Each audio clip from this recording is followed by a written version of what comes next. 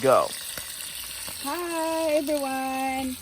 Welcome to my channel! Discarding Pinoy. Didiskarte tayo ay Miss Cooking Outdoor.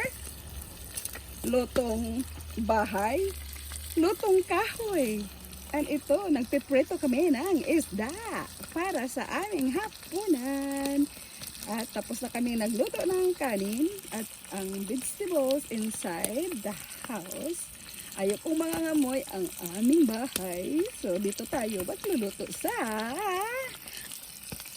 outdoor cooking. Ito po ay aking paborito na isda. At nakagawa na ako ng salsa. Salsa means yung pang-dig ng yung isda doon. Ito ay ang mga fresh tomatoes from my gardens and onions, labuyo, siling labuyo, tapos lagyan ng suka, nilagyan ng soy sauce, cilantro, at saka yan, ang sarap na nun.